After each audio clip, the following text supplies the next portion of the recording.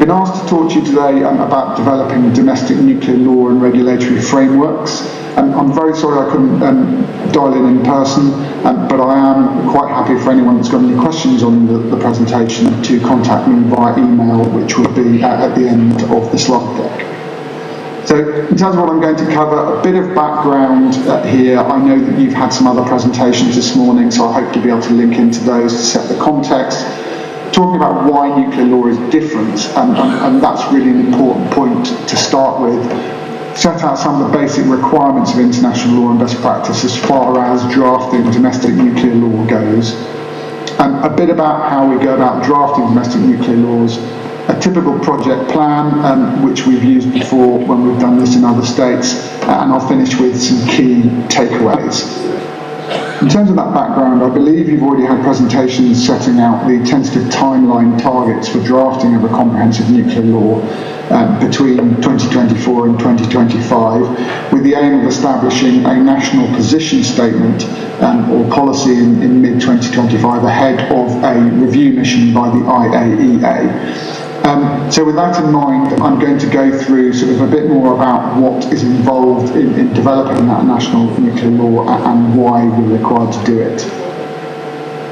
In terms of what nuclear law is, the IAEA define it as a body of special legal norms created to regulate the conduct of legal or natural persons engaged in the activities related to fissionable materials, ionising radiation, and exposure to natural sources of radiation. So unpacking that a little bit, we've got the element of special legal norms. Now this is really important. Nuclear law is different, we'll see on the next slide why, and it is dealt with differently from any other legal aspects of other energy projects, for example. There's a risk-benefit approach. Are the benefits of deploying nuclear energy, do they outweigh any detriment that deployment of nuclear energy might cause? And it applies to the conduct of legal persons, commercial, academic, scientific and government entities, as well as in some cases individuals, but that's quite unusual. And it applies to radioactivity, from fission or ionising radiation, and the potential for that radioactivity to have transboundary effects. Okay, and that is ultimately the justification for this special legal norms that I mentioned in this, for example, a special international nuclear liability regime, again, which we'll touch on in further slides. So what makes nuclear law different? The IAEA have a triple SL model, with those S's standing for nuclear safety, nuclear security and nuclear safeguards. And where those three intersect is the special liability regime that I mentioned. And this is really the crux of what makes nuclear different. There are these four areas of international law that are fundamentally different to law adopted in any other sector. And these really are the basis for nuclear law, both at an international level and a domestic setting. So in terms of the objective of nuclear law, it's about providing a legal framework for conducting activities relating to nuclear energy and ionising radiation, but in a way which adequately protects individuals' property and the environment, that balance I was talking about earlier. And it's really important that responsible authorities carefully assess both their current needs in terms of the activities they're planning in the short term, but also their potential future needs to make sure that the legislation they adopt is sufficiently flexible, so it doesn't need to be changed too often in the future.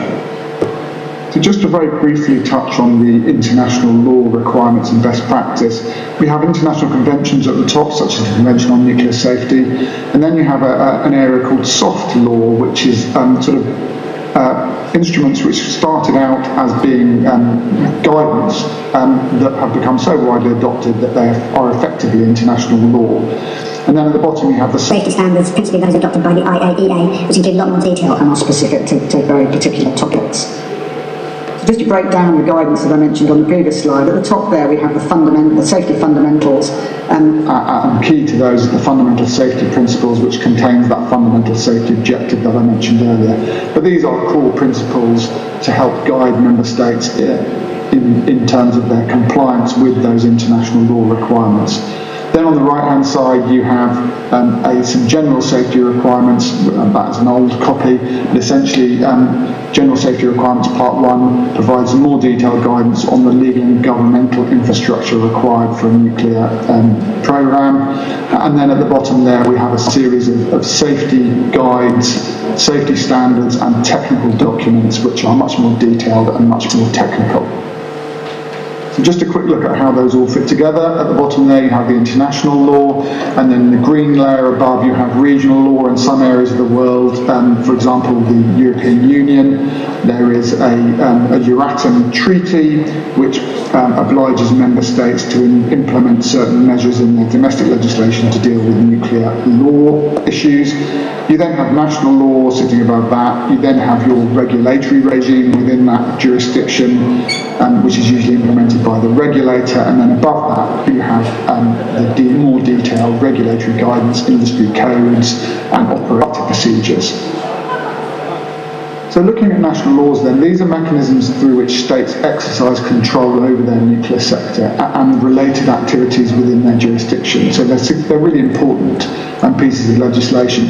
It's a complex undertaking. The nuclear sector itself is obviously highly technical.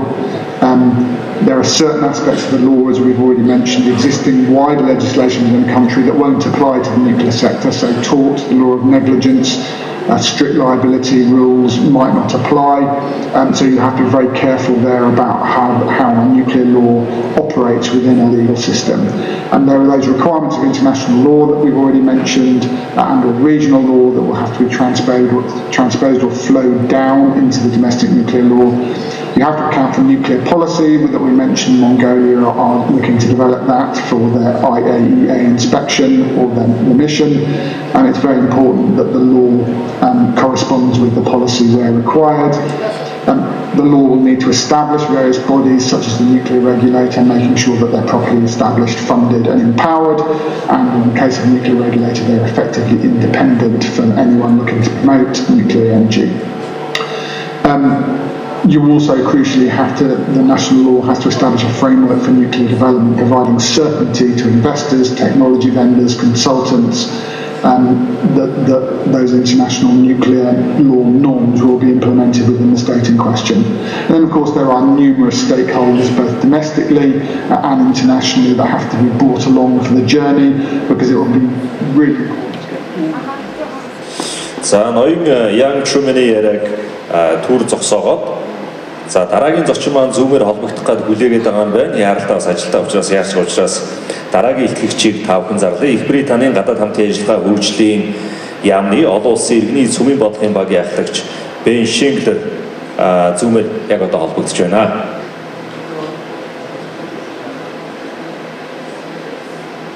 Ноён Ben Shingler Их Британийн иргэний цөмийн болон бага оврын modular reactor-ийн бодлого гэсэн сэдвээр ярих гэж байна. Hello, can you see me, everyone? Yeah, I'll just share my screen.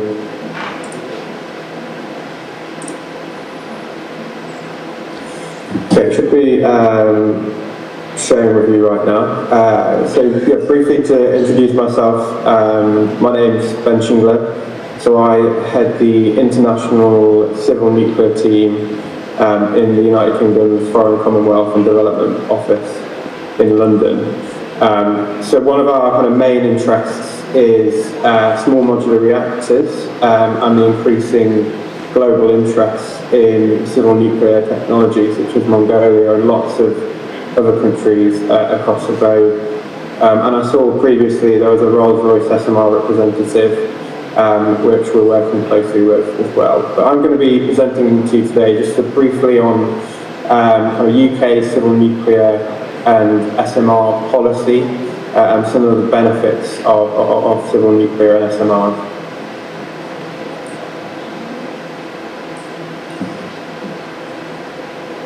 So this is the content. So I'm going to, as I say, kind of discuss UK civil nuclear policy, a bit about small modular reactors, and actually the technology selection process that the UK is running at the moment to select which small modular reactor design we will be selecting for UK domestic nuclear technology. So why nuclear? So nuclear is seen in the UK and increasingly across the globe as a low-carbon technology that contributes to net zero goals and provides baseload power that can complement renewables as we make that clean energy transition. Its carbon output is comparable to that of wind energy, and is about the same as solar as well, so it really doesn't have much carbon output, which is why we use it as a form of low carbon energy. It is also relatively secure, obviously with Russia's invasion of Ukraine and the issues around energy security there and across the globe. Nuclear energy is seen as much more secure than fossil fuels due to the fact that the uranium fuel is not as easily disrupted. And it also takes up much lower landmass than other forms of energy, including renewables, which means that it doesn't need to have as much area of land for you to use and is very energy dense. So the categorisation and how we in the UK see nuclear energy progressing at the moment is obviously there's kind of gigawatt scale nuclear reactors that are around the globe at the moment, which is around 440 operating globally. So these are typically at least 1,000 megawatts. And we have one being constructed in the United Kingdom at the moment at Hinkley Point C. The most exciting kind of new advanced technologies are small modular reactors and advanced modular reactors. So SMRs are kind of what Rolls-Royce SMRs technology is, so it's using proven existing technology. But then there's advanced modular reactors that are using new advanced methods that usually heat the water and steam to a much higher temperature and can be used for decarbonising other areas outside of electricity, including in industry. And then, of course, in the future is nuclear fusion, which is something that is in the future at the moment for commercial availability. That's seen as kind of the area where nuclear energy will go, potentially in the 2040s and 2050s, and has no waste or safety issues if it does become commercial.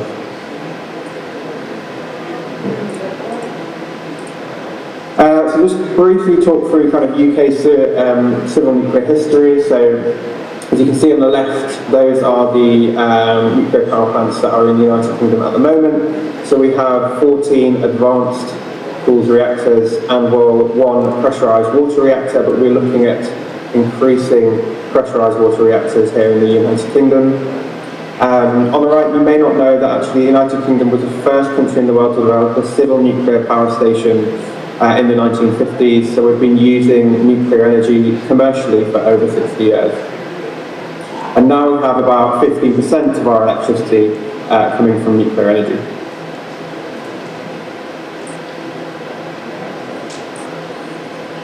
So UK civil nuclear policy at the moment has advanced over the last few years. One of the main reasons we've been looking to increase our nuclear capacity is because a lot of our nuclear power plants are coming off the grid and retiring towards the end of this decade and the next.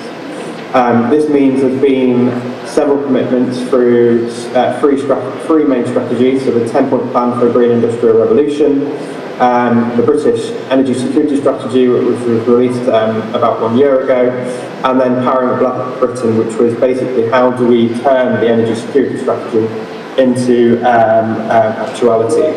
So within all of this,